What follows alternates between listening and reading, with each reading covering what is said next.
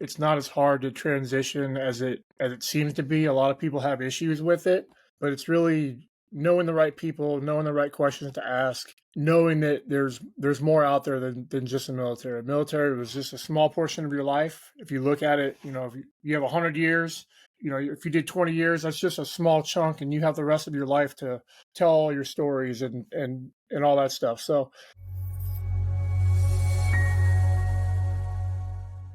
welcome back, everybody. We are back again. We are here with Daniel Schuler, and we are going to be discussing his 20-year career in the military and a bunch of other things, and getting into topics and talking about the transition and retirement process and all of that. So welcome to the show, Daniel. Thank you for being here with me. I appreciate it. Thanks for having me. So I want to jump in with my little left turn that I always do and ask you. So you retired in 2019. We're in 2024 right now. So you've been out for a couple of years, had a little bit of time to stretch and let the beard grow out. What does your morning routine look like now compared to when you were still on active duty? It's a great question. So now it's getting up, taking my girls to school, or getting up, getting them ready for school, and my wife will take them to school, and then she'll come back home. We might have a cup of coffee together. It's a lot more relaxed now than it was in the military because, morning PT, or, you always had a different routine in the morning. At least I did when you were active duty military. So now it's more just family time and just relax, try to relax, get them off to school, make sure they're good, come back, have our little quiet time, and then start our day, whatever that may be. So not get up and run and jump in the car and go hit the PT field and Absolutely not. No, it's completely opposite of that, actually. I try not to work out in the morning, just because I did it for so long. My body just doesn't like it. And I function better when I work out in like the mid morning to afternoon time frame. So that just works out better for me. I'm fortunate that my schedule allows me to do that. I have a lot of open space, so I can do that, and I can do what I want to do instead of what the military wants me to do. And just for context, let's rewind a little bit and jump into where it all started. What was the kind of the straw that broke the camel's back that got you to join the military, and where could you place us, like the time and the place of when that happened? Yeah, 100%. So I was in probably sixth grade when I thought about joining the military. My grandfather was in the Navy. My uncle was in the Navy. My dad was in the Army. So I wanted to do something that meant something to me. So I in sixth grade, kind of figured it out. You always have that, I want to do this when I grow up. So high school comes around, and I'm talking to people, and they're like, "Hey, why don't you join the military?" I said, "Yeah, I've always wanted to do that. So let's look into more of that." So I went down to the recruiter, and first I wanted to join the special forces. I wanted to be a SEAL, and then I'm colorblind, so like that's out. So next, what do you want to do? So I don't know. I just want to join the military. So they signed me up to be a fireman in the Navy. I'm not really sure what that was going to entail, but I knew it wasn't going to be fun. So then I went back and I talked to my grandmother, and she asked me, she's like, "Have you ever heard of a CB?" And I said, "No, I don't know what that is." She said, "Well, your grandpa always talked about them and how great they were. Why don't you go and ask the recruiter what they do and see if that interests you?" So that's exactly what I did. I went back to the recruiter, said, "Hey, tell me everything you know about being a CB." And he looked at me like I had four heads because they had no idea what that was. He was in the Navy, and he had no clue, no idea what that was.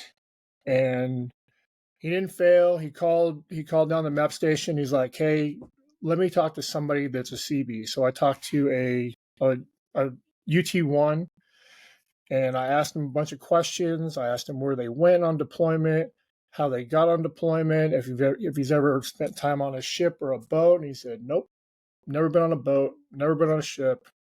If we deploy anywhere, it's going to be you get on an airplane, you go overseas, and you usually do like humanitarian stuff or help build schools or whatever the case may be, depending on where you are. So I said, all right, let's do it. Let's do that instead. So went down, took the ASVAB test, figured out what my qualifications were, and joined the CBs. And I was a builder when I came in, and I did that for 20 years. So you've been a CB basically your whole entire career. My entire career. Started out as a CB when I went to boot camp. Got kind of heckled with at boot camp because the RDCs knew what a CB was, and we just kind of got pushed to one side and got some special attention. And then graduated boot camp, went to Gulfport, Mississippi for my A school, and just kept going. Nice. And if I could step into that story a little bit and just ask you, it's a question that I normally ask, and I'll ask you now rather than at the end of the interview. If you had the opportunity to go back and sit down with your 16-year-old self, maybe prior to joining the military, or maybe as you were getting ready to join the military, not necessarily to go back and give advice or give stock tips or anything like that, but just to go back and have like a 20-30 minute conversation, what would that conversation look like? That's a great question. I think I would encourage to move forward with what you're thinking, because it is really good to be in that position, and don't not to discourage at all. Don't try to talk them out of it. Just encourage. There's going to be a lot of pain and a lot of things that's going to happen, but it's part of growing up and part of being an adult. Going backwards and talking to that 16-year-old kid, sometimes they don't want to listen. They just want to do their own thing, and they think they know best. So getting to talk to them and figuring out that, okay, you have some experience. Let's sit down and have this conversation. Sounds good. Sounds like good advice.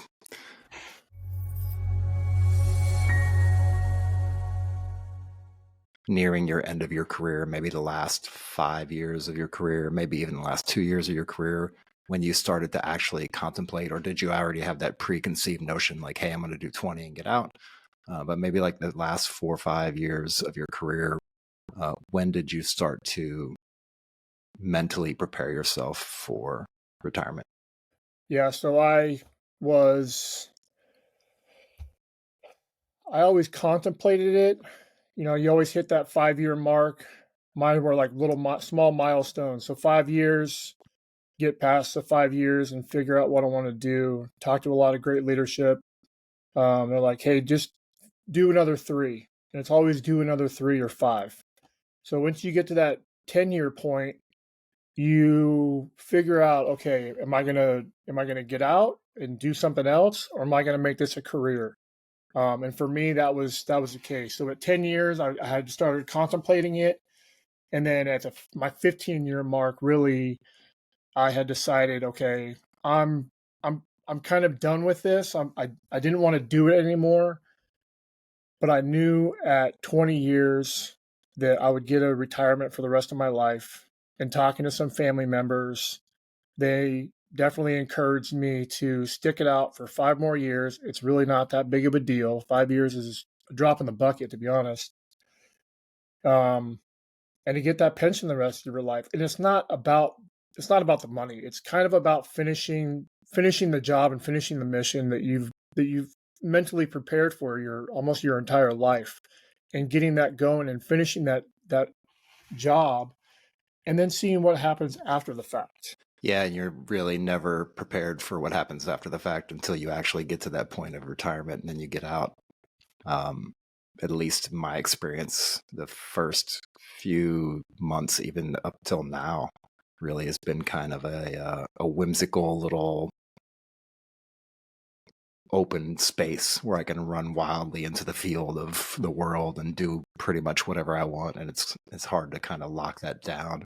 As you were approaching that final year before retirement, was there anything that you did to prepare for your next career, or did you just kind of get out and then go from there and then approach your next career? So mine was a little bit different. So I had always talked about getting my degree. It took me 19 years to get my degree, but I finally just finished it. So like the last couple years of my career, I was teaching, going to school full time, had kids at home, had the wife at home. So it was the last couple of years was kind of challenging, but I knew that I had set a goal for myself to finish my degree, and I wanted to complete that goal. I finally did that, and then like transitioning out or getting to that last year, there was a lot of things going on. We sold our house, we moved into an RV. So it was my wife, my two girls, myself in 450 square feet of RV, and we had to move every 30 days.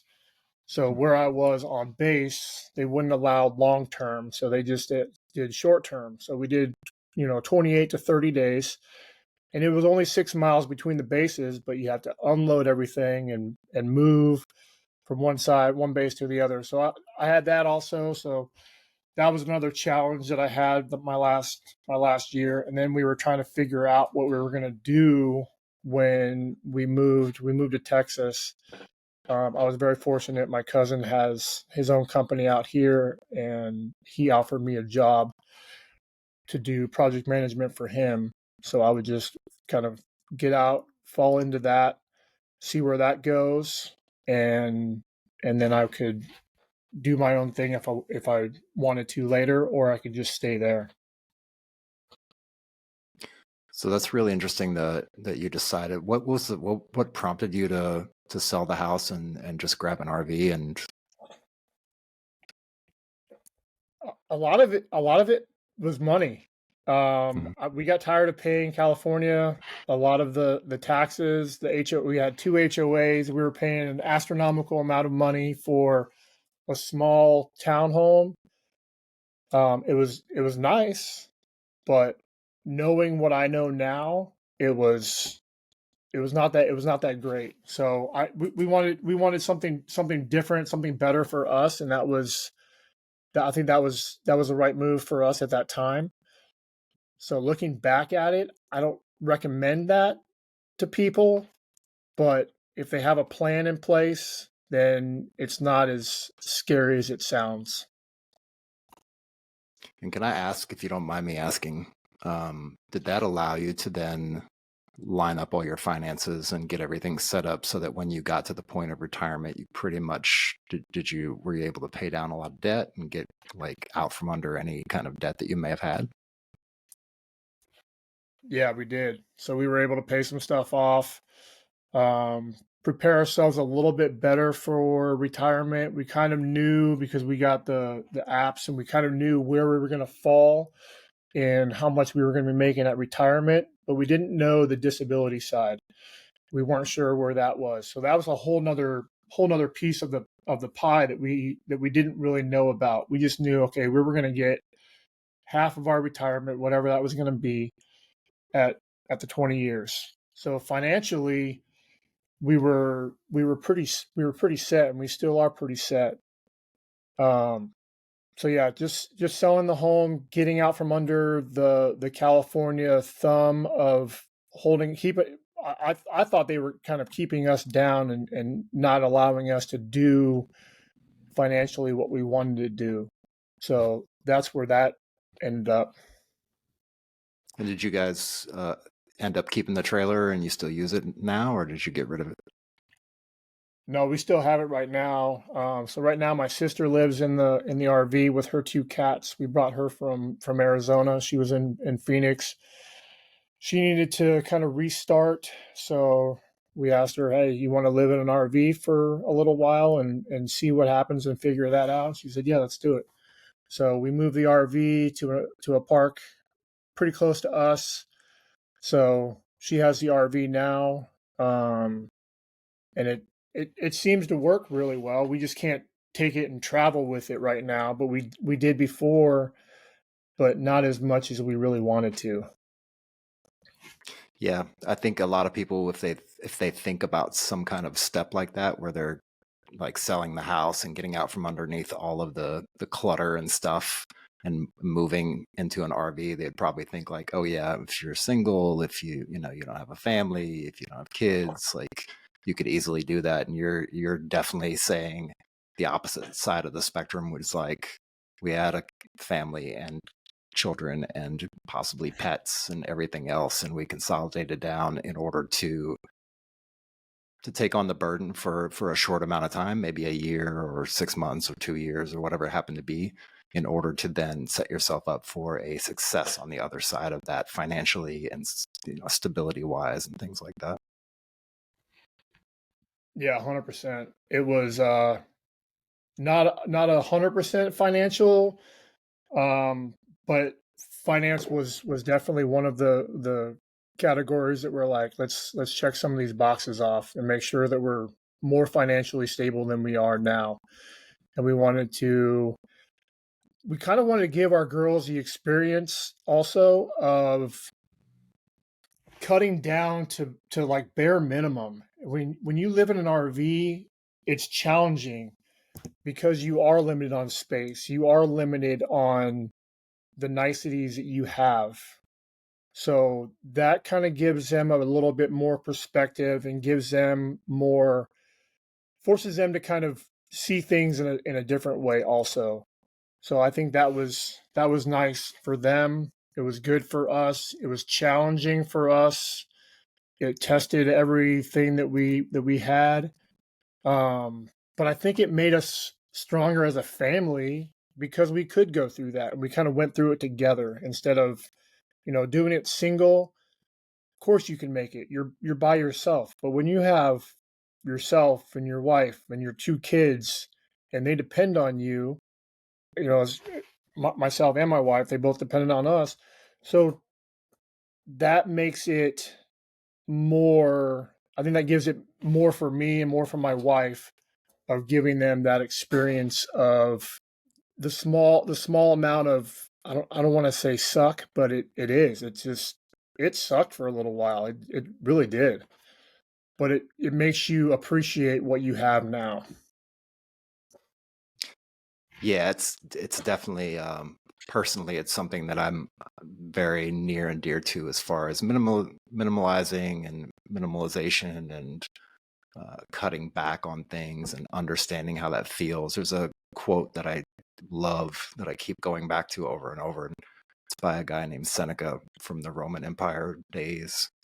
And he basically says, like, if you can spend a few days a month, every month, cutting back on all the splurge and just living with rough clothing and foregoing a shower for a day or two and just eating like scraps of bread and cheese or whatever you can find and living very meagerly for a few days a month, you build up that kind of mental resilience against all these things that you're scared of. And even at the end of the quote, he's like, and as you're doing this, ask yourself, is this what I'm really afraid of?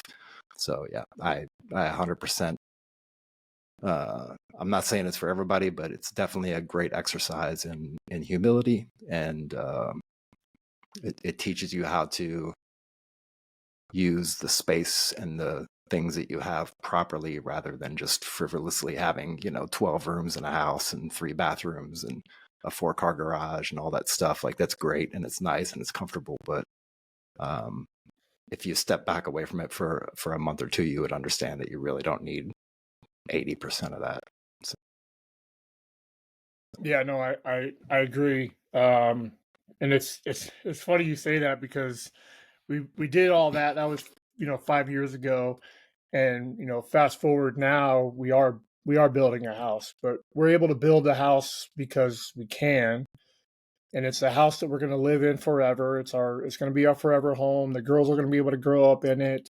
So, but I think starting from that humbleness of the, you know, living in California, living in a townhome, and then living in the RV the last few years of your career, last 11 months, makes you definitely appreciate the small things that you have.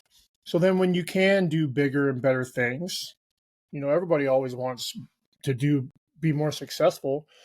So when that does happen, it makes you feel like you've accomplished something instead of just you just kind of fell into it and you didn't earn it, you didn't work hard for it. It just makes you appreciate the things you have a lot more than when you didn't have that process and you didn't go through all those struggles. Yeah. And I mean, it's the very reason why we stay in the military and push through for, 20, 25 plus years doing military stuff. It does suck, as you said. Yep. Um, it really sucks, but that suck allows you to then enjoy on the back end and understand and be able to reflect also once in a while. When you've got it really, really good, you can still reflect back and be like, man, that really sucked for 2 decades, but now I understand why. And now it's made me who I am to be able to uh, be in a fruitful environment and actually appreciate it. So, yeah, you're right.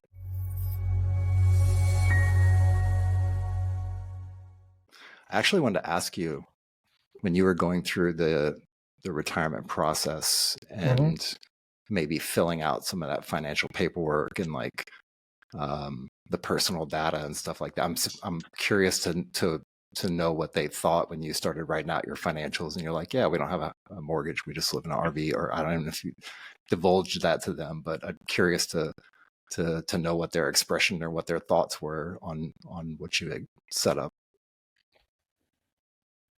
Yeah, so my process going in the Navy, we do a TGPS, which is just a transition program. It kind of gives you the very basics of getting out, helps you write a resume, make sure you're financially stable. So we went in there a little different than everybody else because I knew I had a job, but I still had to do the resume. They forced everybody to do the resume before they checked that box. Oh, you did the resume. Okay, you did your financials. You did your disability claim, or at least you talked about your disability claim. And then you listened to everybody that was there. You talked about, you have the SGLI. Let's talk about the VGLI. Is it good? Is it bad? Whatever. So all those processes I looked at a little bit differently than everybody else because I knew that I had a job lined up. I knew that financially we were going to be okay because I knew we were going to be moving to Texas and lower cost of living, lower home prices here in Texas. So all of those things were an aspect. And going into that, it was almost calming and almost it was annoying because I didn't want to do the resume. I really didn't want to talk about my finances to, perfectly good strangers, and they're never going to see me again. I'm going to see them for a week and then I'll probably never see them ever again in my entire life. So why do I need to divulge all this personal information to this person that I'll never see again? It doesn't make any sense to me. And I kind of saw it as more of a burden than anything to do all that process. And I understand that 99% of the people that retire or get out of the military, they need that. And in some way I needed to see it also, so I understood it. So now I can explain to veterans, hey, there's other things that you can do besides just sit there and listen to them. That's great, but there are other aspects to it besides just getting out of the military. It's a process. I mean, it's a huge undertaking. It's a lot of mental process. It was physical for me. I let myself kind of get not physically. I wasn't as physically fit because I had just gotten so tired of getting up and doing the PTs. So that was another mental strain for myself. Um, So yeah, sitting there talking to those people, it was underwhelming. Let's put it that way. If there was there anything in that process, that transition process that you found was actually useful, like maybe one or two things out of that whole entire process where you were going through it and you're like, Jesus, I got to write another resume bullet point. But was there any point in the process where you kind of stepped back and you were like, oh, okay, this actually makes sense. This is pretty useful for me. Yeah, I think the biggest one for me was a disability claim because I wasn't sure where I was going to fall in that spectrum. Everybody talks about it. They're like, "Hey, how are you going to get what percentage do you get?" I have no idea. I tell them my ailments, I tell them all the things, and they make the decision. They put it in their little chart, and they couldn't even tell me. Even when I was at talking to the specialists, they're like, we don't really know how the math works, but they do an algorithm and they plug in those numbers. So that was kind of a key thing for me to understand and more grasp that concept. And then the other one was just all of the military and the veteran communities that are out there and that are possible. And obviously, there's more now than there ever has been. 5 years ago, there wasn't really that. We didn't have podcasts like this to talk to other people. You didn't have transition help like we do now. I think it's gotten a lot better. Still has a ways to go because there's a lot, coming out of a 20-year war, you have a lot more mental PTSD and anxiety and all that kind of stuff comes with it. And you don't know what your transition is going to be and how you're going to react when you don't have to wake up at 5 o'clock in the morning and go PT. So you have no idea what your body and what your mind is going to do to you. So just talking to them and knowing that there is light at the end of the tunnel and it's not the end of the world. You're just getting out of the military. Yeah, I feel like it's for a vast majority of people who are transitioning out of the military who've been in for a few years, or the ones who stick around and do 20 plus and get a retirement and get out of the military, there's this point in time where you do your final out and it's your last day in uniform and you've maybe done your retirement ceremony or your going away party, and then like the next day you wake up and you're like, it's really, really quiet and I can enjoy my coffee. And then the next day comes and you're like, it's a little bit too quiet. And then, you're a week or two into not being in uniform anymore. And you've just got this lull of like, what? And especially if you don't have a job lined up, like you said, you had a job lined up already, but some people don't. Some people are going through that resume process. Some people are going through that interviewing process and trying to get jobs lined up. And if you sit around for a couple weeks after leaving the military, after doing it for so many years, and there's just this eerie, like really quiet sensation that you experience, and if you're not prepared, it's kind of like when you go when you're working 18 hours a day for months on end on a deployment, for example, right?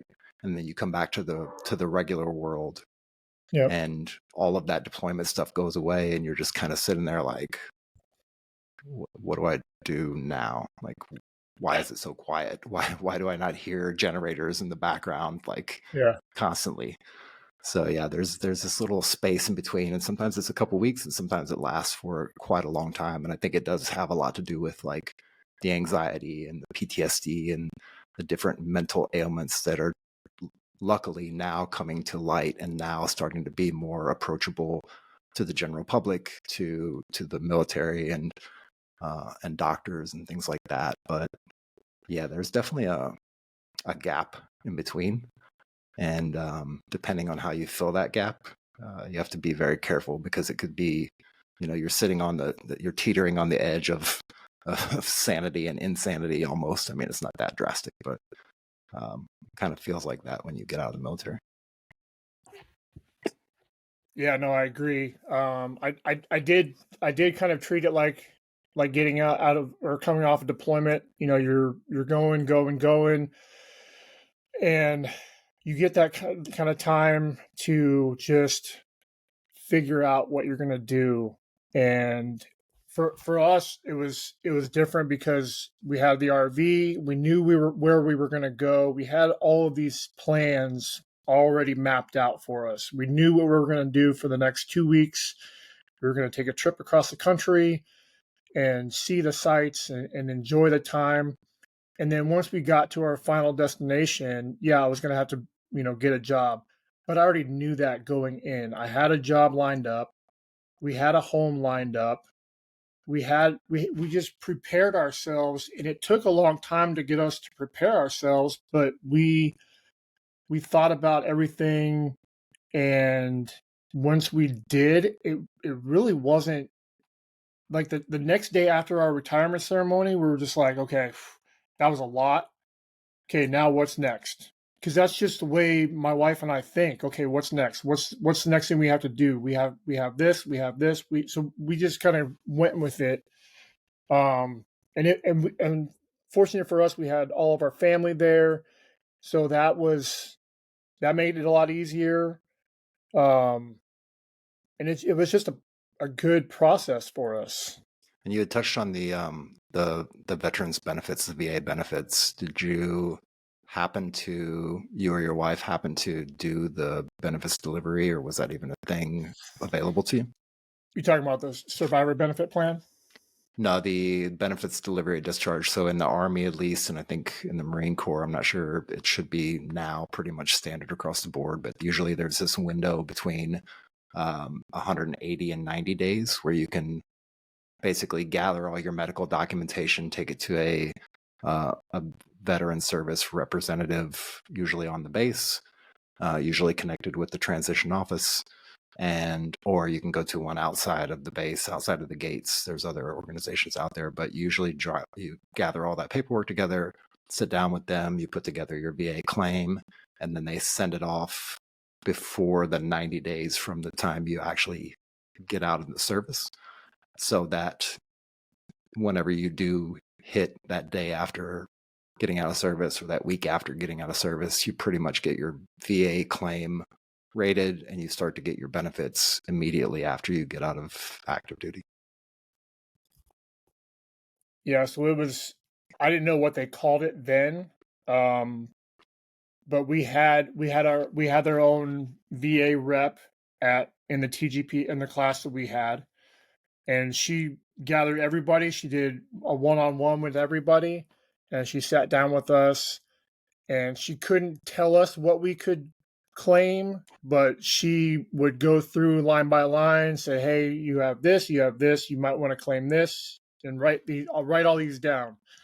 And then after that, they set us up for the appointments. We went to our appointments.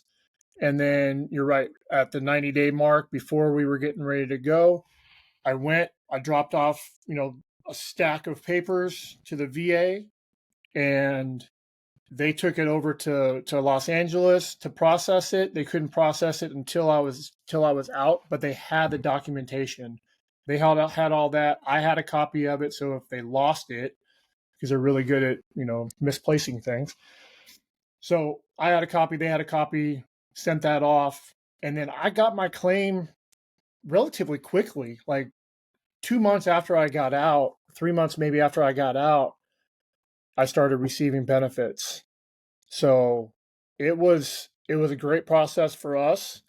And I know not everybody has that capability, or they didn't have that option, but we definitely did, and we took advantage of everything that we could. No, it's great. Yeah, a lot of people may or may not know about it, and even those that do who know about it may choose not to initially put in their VA claim because of whatever mental blocks that they have of their own kind of perceptions of the VA claim process and getting VA benefits and things like that. Usually that camp is the ones that also may or may not have gone to sick call whenever they had ailments, or if they had something go wrong with their back or something like that during their time in duty, in service. So yeah, it's tricky. I'm glad you got it. I assume both you and your wife got it because you were both going through the process at the same time. Yep. So congratulations on that. I do want to touch on one point before we move on, and that's the VA compensation that you received, and also your retirement compensation that you received. I think it's something that a lot of people don't understand or realize or even think to ask about before they get out, and then they get out, and then they have this kind of like skip brain memory moment, and maybe don't see a paycheck for 2 weeks or 4 weeks or whatever. Can you just talk about that real quick and how that was for you, and if you did anything to like buffer that? Yeah, so for us, we kind of got to double dip a little bit Mhm. because we retired in April, but I think my last day of active duty was technically May or like the beginning of June. So we had a little bit of a gap that we got active duty pay, and then I fell into that job that I had, and I was able to get paid there. So financially, we were okay because we did got our disability or we got our retirement right away, and we got our disability relatively quickly, I think. So, but I think uh, some people should prepare, financially. Hey, prepare for 6 months of not having a job. That's what I tell a lot of people. Hey, go sick. You're probably going to go 6 to 9 months without a job. Are you prepared for that? Do you have enough money to live off of for 6 months if you don't find a job? If your disability doesn't come in, if your retirement, they, miss a step and they, something happens. So make sure that you're prepared for that and know that it's a possibility. It's a big possibility. You did 20 years and you saw all the administrative failures that were in active duty. It doesn't change when you get out of the military. I think it makes it worse because you're transitioning out. They're still, doing they're processing all these documents and papers. So I think it makes it a little bit worse because they don't see you as an active duty service member anymore. Now you're retired, or now you're a veteran, or now you're, whatever category you want to put them in. Now you're that. And it's different than when you're active duty. Active duty, you get kind of pushed to the front of the line sometimes. But as a retiree, you don't. You're kind of stuck because they know that you're okay and you don't have the regiment that active duty do. So I think that's a big takeaway of my situation is planning it and mentally planning it, physically planning it, financially planning your small transition out of the military. Yeah, it's definitely something we want to make sure that we highlight whenever we're talking to anybody about retirement and military transition. It's just that planning, getting things on paper, setting up timelines, getting things lined up so that you have a plan in place, or maybe two or three plans in place in case things go crazy. Because you're right, once you get off of active duty service, you become almost a third class U.S. citizen, at least in the eyes of the military. So, um, and you don't have a CAC anymore, so you can't log in and like send somebody an email. You don't have access to their email anymore. So, yeah, you're really, really out there flapping in the wind, so to speak.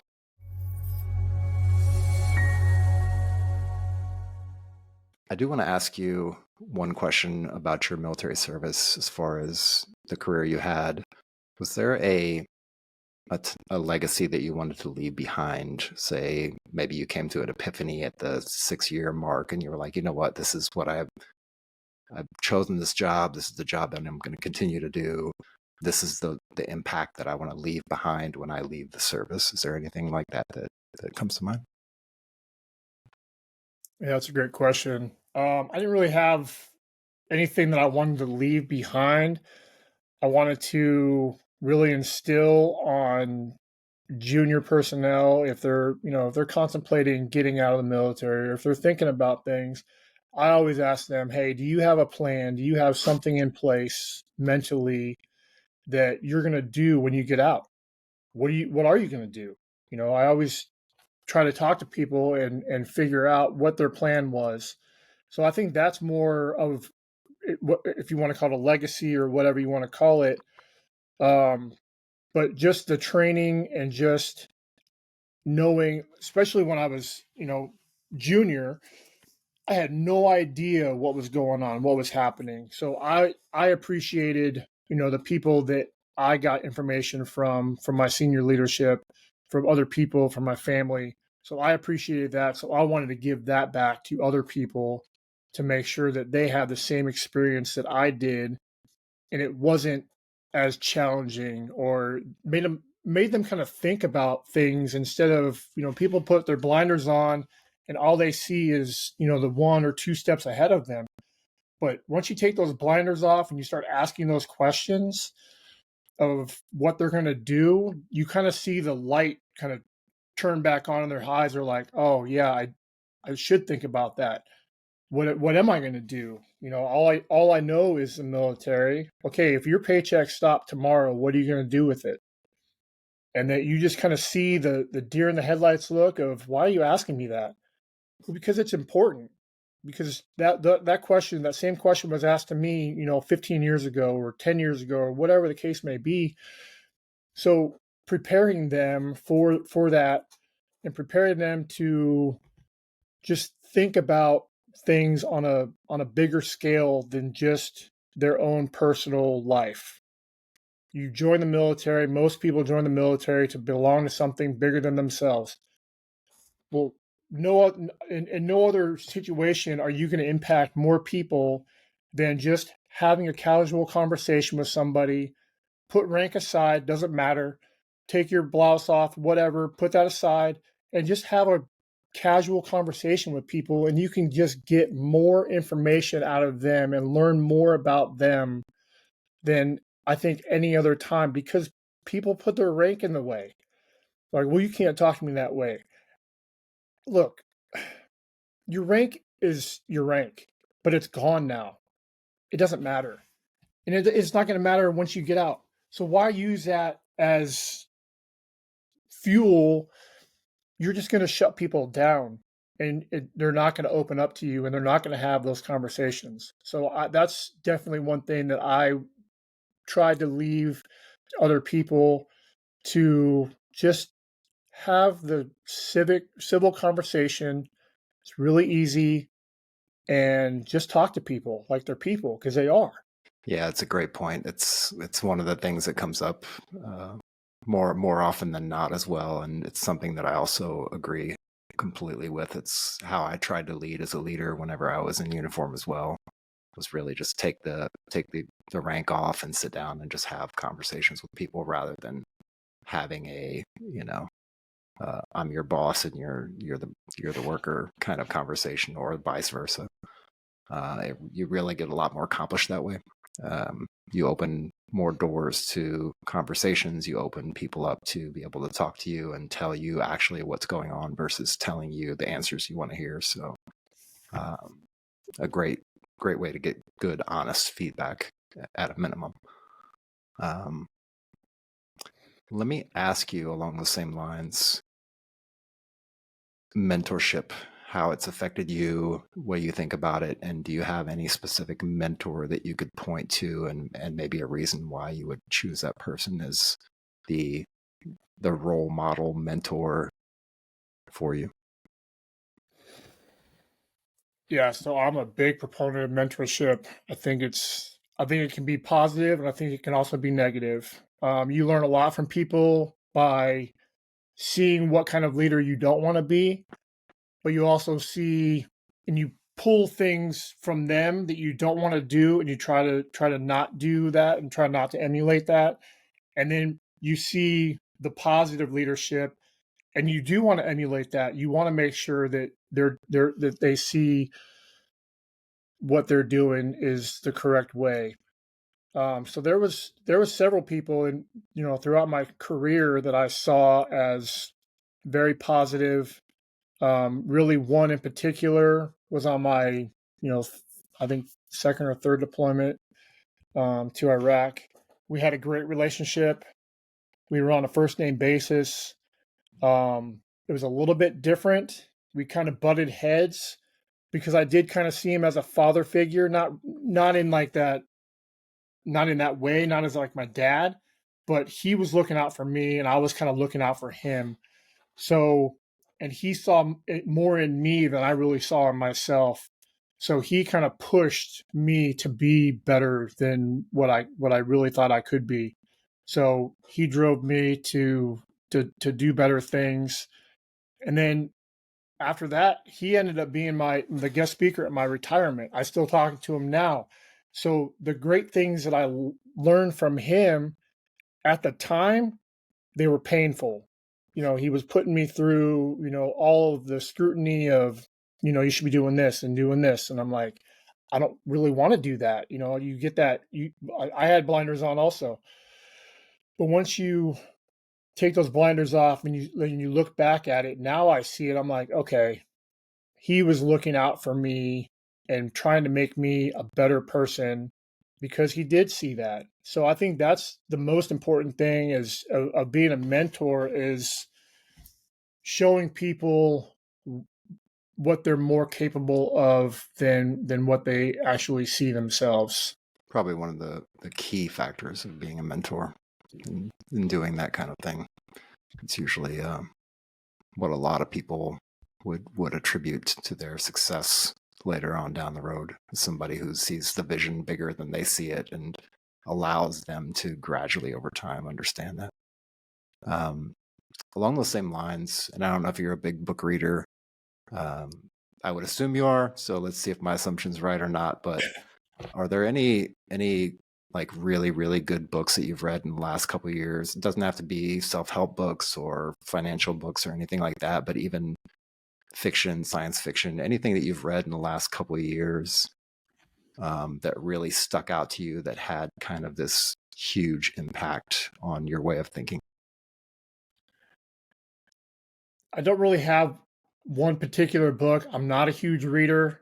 I do read some. I like to read a lot of like military history, Mm-hmm. a lot of things that actually happen to real people. I can relate more to that than I can like a fictional character. I'm not a big like fiction guy. If I read something, it's either autobiography or if it's something that actually happened and they're telling their side of the story. I fall more into that than reading a cookbook or reading autobi or like a fictional book about things that I've never read a Harry Potter book. I have no idea. All those things they don't interest me. But that's me. So I read a lot of military history books and not really any one in particular. I just read a lot of things, and because I went through a lot of those same things that they're talking about, so I relate better to that, and that drives me to push and to kind of read more because I do want to read more. I do need to read more like self help books and more business books. So getting me into a better habit of reading books. I just trying to find the time right now is challenging. Yeah, that's a lot of times that's the case. And I ask the question because you never know what somebody will say. They'll be like, oh, yeah, I read this book about, Julia Childs, and there was this one passage in there, and it just happened to say something, and it just totally like caught my attention and changed the trajectory of my life just because of this one paragraph in this weird book that nobody else would ever read. So I will say this. If you're looking for a way to get down the reading rabbit hole a little bit more, and I wouldn't necessarily say self-help books, like they're great, but they all say the same thing. They basically say, here is a framework that I've used to become successful. Here's what you can do to become successful. And then kind of in parentheses in the air, it's not printed in the book. Really the behind the whole entire premise of the book is just do the damn work. Like just go out there and take action, really is the bottom line of any of those self-help books. But feel free to read all of them.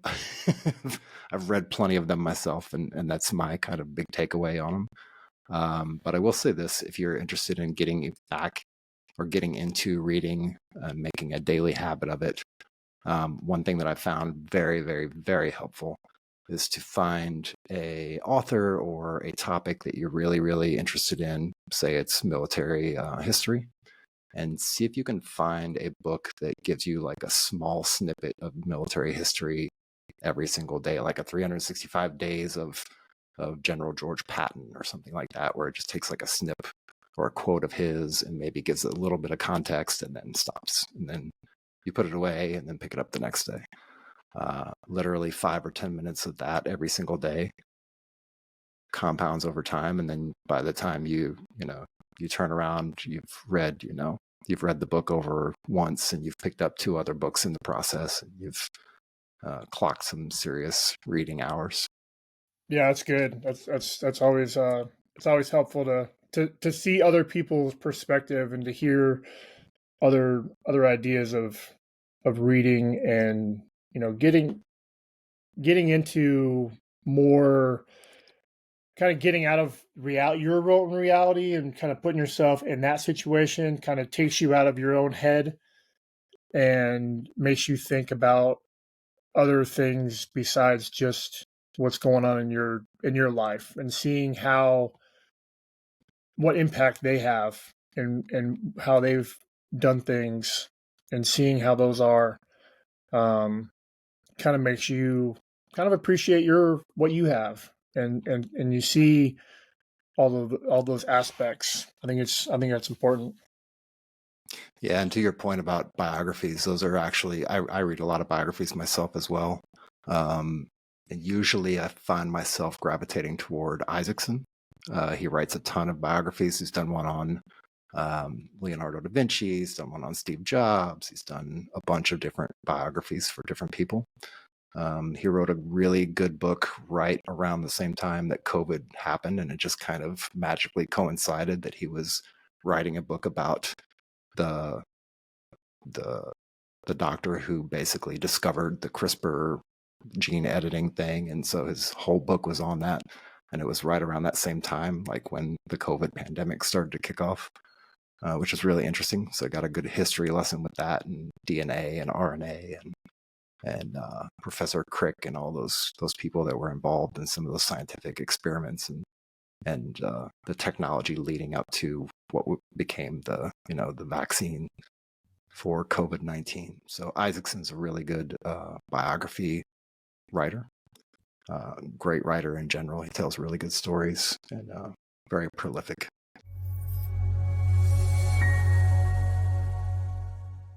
If there was a massive, major difficulty or challenge or failure that you experienced, either in your career, outside of your career, the military, doesn't really matter, but one that you can think of or point back to that potentially opened up the doors and turned into a blessing in disguise on the back end. Like something bad happened, but then because of that bad thing happening or that failure happening, it then prepared you for a future success.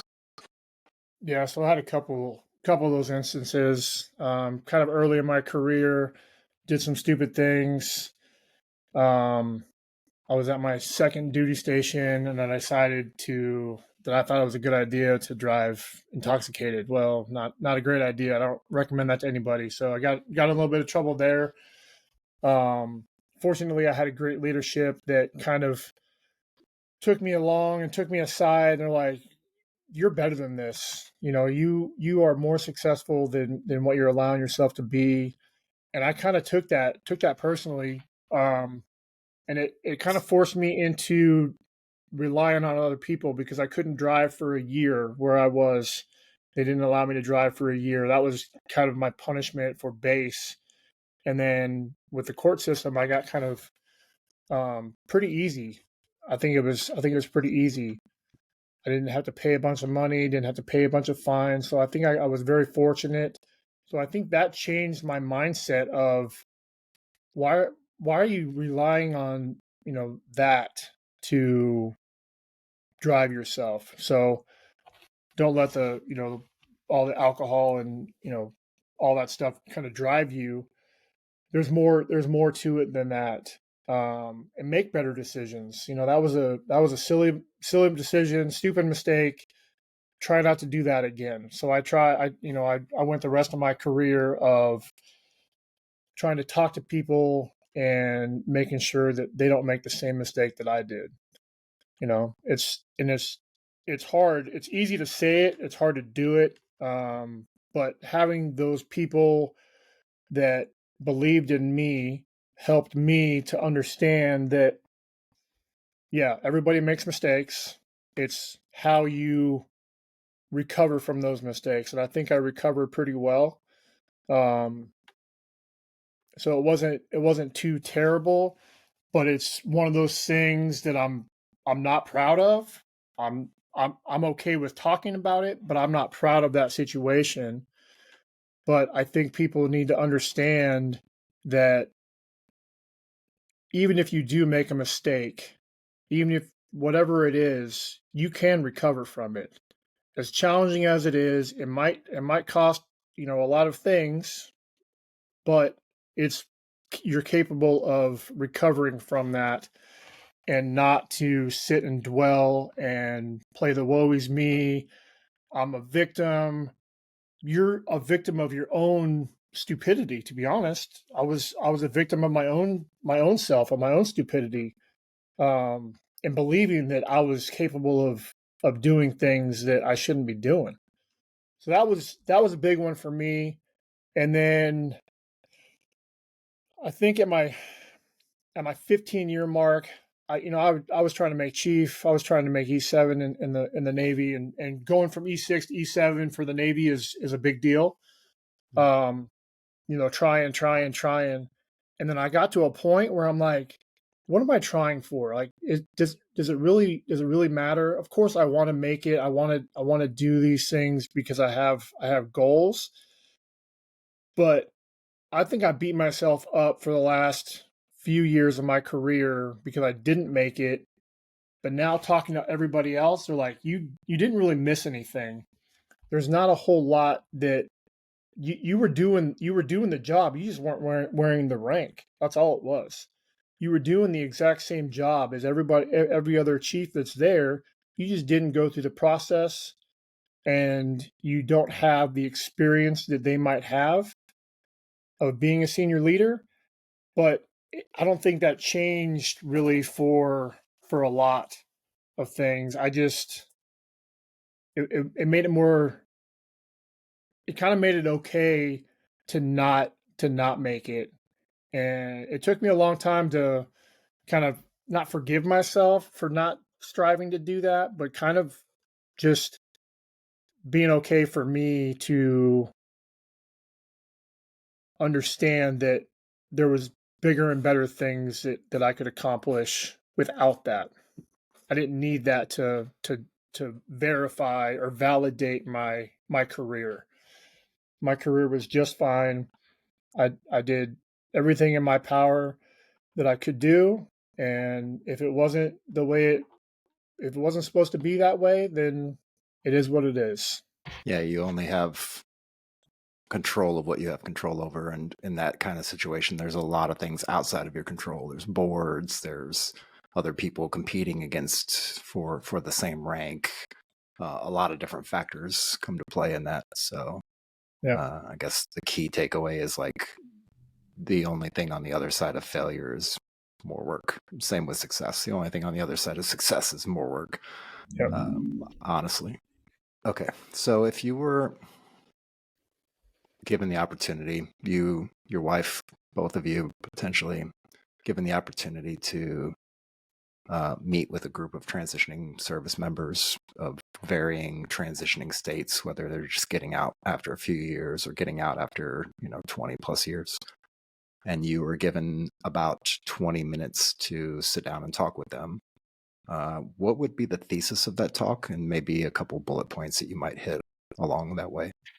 yeah. So getting out, talking to people, I do that now. I sit down with veterans, I asked them, simple questions. Hey, what'd you do in the military? Just kind of like what we're doing now, just having casual conversation, for people that are transitioning out, kind of showing them that there's other things outside the military, and all they see is military, military, military. They're kind of ingrained in that, and if I can help kind of take those blinders off and see all of the great things that can happen if you just get out of your own way. Because I think a lot of it is they're scared. They have no idea what's going to happen. The fear of the unknown is definitely a big thing for military, and I think the pace slows down once you transition out, and you're going in the military, and just tell them, hey, it's going to slow down. You're going to have those times where you're just sitting by yourself and you're in your own head, and to understand and appreciate those moments, but don't let those moments dictate the rest of your life. Don't let those kind of drag you back down. Do the same thing that I'm doing. Go to other people, go to other veterans, go to other active duty service members, and push and instill into them and push into them the positives of getting out, the positives of retirement, all of the great things that are going to come with that. Um, just kind of sitting down with them and just making them understand, and not making them, but helping them understand that it's a process. It is a process, and you're going to continue that process, outside of the military. A lot of times veterans are only going to talk to other veterans. I've found that a lot of times they're not going to open up. You're not going to open up to anybody except for another veteran. So I try to push that to other people. If I know they're a vet, hey, I'm having a conversation with you. If I don't know, I'll ask the question. Hey, did you ever serve in the military? What'd you do? If I see a hat, somebody's wearing a hat, or somebody has, we have DV tags here. Hey, what'd you do in the military? What'd you do in the service? All of those kind of questions, and it just kind of brings their guard down, so they can open up, and they can have those conversations freely to somebody that has been through some of the same experiences. I haven't been through a lot, but I've been through some things that have helped me, and try and help them as much as they possibly can, so they don't get stuck and they don't really understand that how big of a process it is. I think people think that it's you're in, you're out, and that's it, and you're done. But there's a whole line of things that we go through as veterans that normal people really don't go through. You sit next to somebody that's done a 9 to 5 job every single day. Their hardest struggle might be the travel into work that day or out of work that day. That might be their biggest struggle. When you're sitting there like, that's a struggle for you? Really? That's easy. I could do that all day long. Here, let me tell you about what I've done and what I've accomplished and all of those things. They've accomplished a lot. So trying to sit down with people, even if it's for 20 minutes, having that simple conversation. Yeah, it's great. It's you're right. There's and that's one of the reasons. It's many reasons, but one of the main reasons is talking to other veterans, getting them to open up so they can talk to me specifically, and of course the 47 other people who are listening in around the world on the internet, maybe more potentially, but yeah, really just kind of opening the can of worms just enough to be able to unpack some of the things that they've been dealing with, going through, experienced over decades and decades of being in the military. And there's a ton of stuff under the surface, under that iceberg, so to speak, that doesn't always come to the surface until you speak with another veteran. So yeah, it's really it's a good way to not only just interact with people, but you also give them the opportunity to let their guard down, as you said, um, relax a little bit more, be at ease, being able to talk to somebody who actually would understand what they're talking about and actually can relate to. So it makes the process easier the more that you do that. I know that.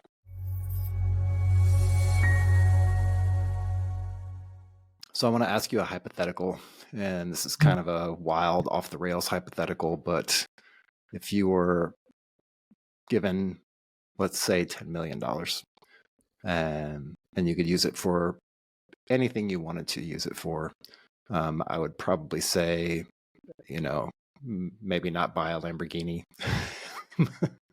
but really it could be anything. Free and clear money to use for whatever you felt was necessary to use it on.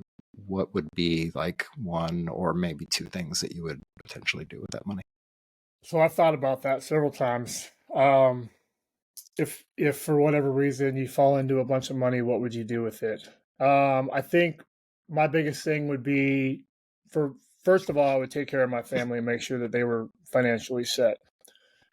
But the second thing I would do is find something that's doing good for other people. Doesn't have to be a veteran thing, doesn't have to just better than for other people. So donate some money to them, help them um, become bigger and more successful, helping other people. I think that's kind of a big deal for me is returning the favor of helping.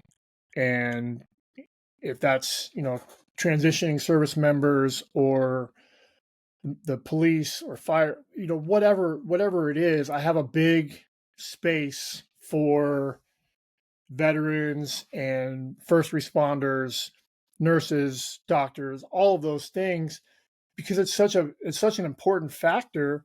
And I think I would put a lot of money into the mental health aspect of it. I think it's it's it's gotten a lot better, but it's also more challenging because there are so many more ailments that people are coming up with, and a lot more research needs to be done.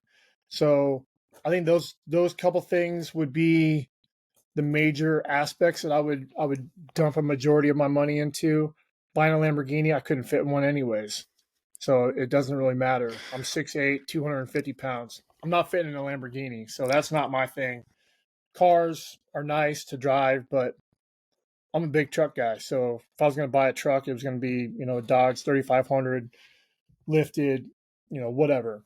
So if I was going to splurge on something, that's what I would do. But making sure my family is taken care of and helping other people is probably one my number one and number two priorities. That's awesome. And along those lines, let's dig into real quickly about um, the organizations you're connected to locally there in San Antonio, and what you're doing with veterans locally in that area. Yeah, so I'm a realtor in San Antonio, so 95 not to 99% of my clientele is veterans. So helping people buy a home is very rewarding to me. Seeing their eyes when they can, a lot of people don't understand how much of a process it is to purchase a home. And for veterans, we have a benefit that a lot of people don't utilize as much as they should. And teaching them about their benefits and their VA loan and how they can do it. So I'm very fortunate with that. My wife is also in that realm, so she helps people. She's a loan officer, and she works with a lot of veterans also. Um, but then just connecting to all of the veteran communities that are here in San Antonio. We're in Military City, USA, and I want to make sure that we really stand by that. If we're Military City, USA, what are we doing as a whole to make it better? Are we helping veterans when we can? Yes. Are we doing the right thing because it's the right thing to do? Yes, we are. So getting more involved and educating people on the all aspects of active duty military, reserve, retired, all of that. So I'm fairly involved. I'm not as involved as I would like to be, but I need to be more involved in all those aspects. So I do And that. since, sorry, go ahead. No, so I was going to say I do that, and then I also do. We do a lot of financial, not financial planning, but it's more financial education. So I'm a big proponent of financial education and knowing where where your money is going and how you can make it better than you know where you started. So we do a lot of education. We do a lot of try to do a lot of events for veterans, um, and just kind of helping people understand what's capable and what they have is available, and to ask those right questions. Like when we were first talking, asking the right questions to the right people. And if I don't know something, I'm going to tell you, hey, I don't know about that, but I will find the answer and I will direct you to the right person. So getting making those relationships, I think, is key to helping others and not keeping secrets. None of this is a secret. It's all out there. You just have to find the right person to divulge that information. It really is.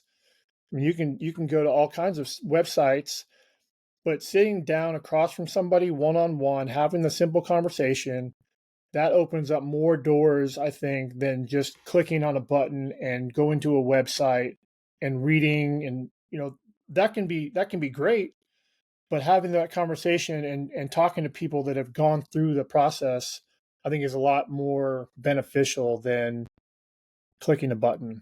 And I was going to ask you, since you are deeply embedded in that market, if somebody was transitioning out, retiring, and they were thinking about moving to the San Antonio area, Middle Texas area, I guess Austin kind of falls in there, even though it's a little bit farther north.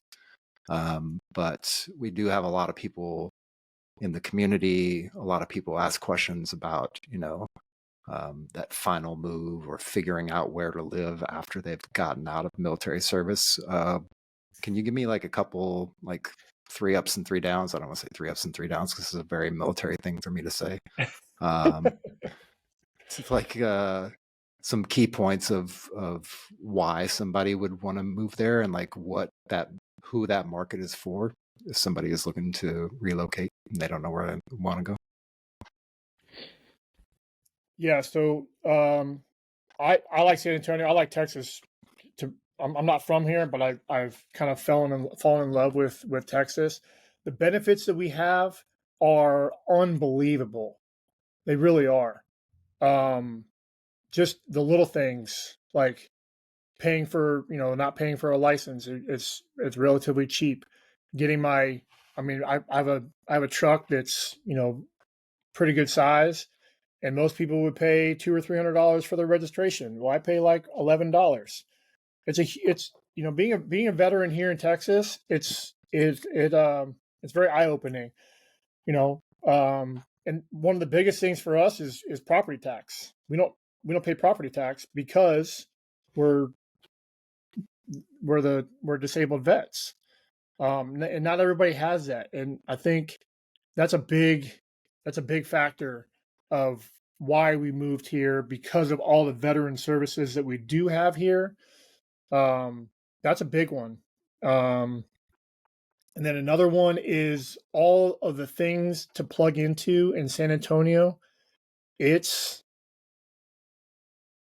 kind of a mecca of just processes, and you can see and talk to people all the time, and there are so many veterans here, and there's so many stories to be told, and there's so many things to learn from.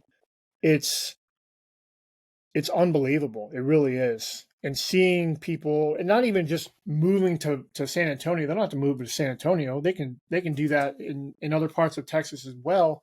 But I think San Antonio, for one thing, is how they treat their veterans and how they treat people. I think is in general is pretty good. Yeah, I'm also not from Texas, but I've spent many, many, many moons in San Antonio and Austin and different parts of that area. Relatively speaking, the house prices compared to, say, a Southern California, like, is it one to five, 1 to 3? What's it look like? Yeah, California is, in my opinion, way super overpriced. Mm-hmm. You're getting, postage stamps for what you could, get here. A huge house. Our mortgage, just for instance, our mortgage there, what and our mortgage here is comparable in price, but in what we could get, it's totally different. So moving from California, and I think a lot of people are like, oh, I want to live here because the surf and because of the sun and all that stuff. Okay, that's great. But you can always travel there. You can visit those places. You don't have to live there because it's so expensive. Why would you put yourself in that financial burden when you can live somewhere else and your quality of life is better, and you can go on those vacations. You can take 2 weeks and go to California if you wanted to, or go to Hawaii, or go to where you want to go and do the things that you want to do, because you're not spending your money on a house. You're not spending your money on an HOA fee that's, thousands of dollars a month. Why would you do that? I don't understand it. It doesn't make sense to me financially or just normally, because it's sickening how much they've inflated everything. And I mean, home prices here, they're okay. They're like middle of the road. They've gone up a lot since I've moved here. Mm-hmm. Um, but it's still affordable. It's still, small town living. You can still find those little pockets of, if you want peace and quiet and not talk to your neighbors, you can do that here. Or if you want to live in a subdivision and you want your neighbors 5 feet away from you, you can do that also. So the spectrum is huge. It's just what you want to do and where you want to live, I think, is important. I think a lot of fear there also, what they're going to do. So leaving the norm and leaving what they're used to doing and getting outside of that, I think a lot of people are afraid of exploring those options. Yeah, that, and then the healthcare there. I mean, it's the home of military healthcare, really. So if you find yourself in a situation where you require a lot of additional healthcare beyond your service, like, you'll get all the specialists and all the people that you need to be in contact with are literally right there in San Antonio. So cool. Well, that's all I have. Is there anything that we haven't covered, anything that we didn't discuss that maybe you want to dive into before we wrap it up? A couple of my business partners, they started so one of the guys that I worked with for a long time, he didn't have the great transition. So himself and our business partner talked about, hey, let's design something to help service members, kind of like TGPS or the transition program. But we go deeper into that. We go 18 months out. Hey, this is what you need to start doing. And we have timelines and checklists. Hey, 18 months out, you should be doing this, thinking about these options. 12 months out, you should be, thinking about this. We do 6 months, and then we do 3 months before retirement, or you're getting out, transition, whatever you want to call it. But just in those scales, and then whenever that retirement happens or that transition happens, what are you going to do after the fact? So we go 3 months past and talk to them 3 months past, 6 months past. We go all the way to 18 months. So we're in their lives a lot for like 2 or 3 years, and it's because transitioning is a big deal. So it's called Military Retirement Solutions, and it's a part of Wealth Wave, and the legacy team that we have.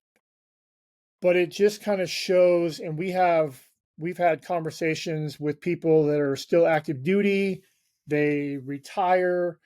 Um, but we kind of walk them through a step-by-step process. We go through their SGLI. They want an SGLI replacement. They don't want VGLI because it is so much more expensive. We give them options of that. And then once they transition, if they have a TSP, the thrift savings plan, we help them roll that into something else that can make them more profitable later on. So we give them the options. We show them things financially, what they can do. So I think that's a huge thing because finance. Let's be honest with everybody. Finance money is important. It really is. Whether you have it or you don't, it's important to you. So let's talk about those things and let's talk about the inevitabilities of protecting your family and protecting your loved ones from you're you're going to die. Everybody is going to. So how do we make that process better for your kids or for your grandkids or whoever is going to be there for you, or continue on. So that's kind of what we talk about. We have a lot of eye-opening conversations. We have a lot of frank just conversations. We do a lot of just like joking around and just talking to veterans and seeing how they interact and help them kind of make that transition a little bit easier. No, that's great. And that's really, again, another key thing is trying to put different options and organizations and value added things into the lives of everybody else out there, whether you're out there listening or watching or whatever it happens to be. That's the whole point, is to try to gather as many resources as we can and push them out to the world. So, and build the platform so that we can do that at scale, and not keep the secret sauce hidden away in our back pocket like a lot of people do. There's a lot of good information out there, but there's also, local information, state information, region information, country information, different things on different levels. So we like to dig into all those different levels and find out what's available. So thank you for sharing that with us. Yeah. Um, And one more thing I think is key. A lot of those organizations, they charge a lot of money for that. They see the veteran side and they're like, I'm going to get paid on this one. Well, we offer it for free. We sit down with people, we talk to them for free, we do a free consultation. We do everything and we don't get paid for it by them. We don't charge service members for doing that. We could sit down with them. They could call us in the middle of the night. Hey, I need this. Yep. Let's jump on a call and we can do that. We do a lot of our stuff via Zoom. So there's that aspect. We can be, here I can be in San Antonio. I talked to a guy in Guam. My business partner was in Atlanta, Georgia. So the world is technology has made it very easy. I mean, you're in a different country, and we're right. having this podcast. So technology, why not take advantage of the technologies that we have and utilize those resources and make it better and easier for everybody. So I think that's important. But some people need to charge. Fine, great, but don't go to those first. Go to somebody else.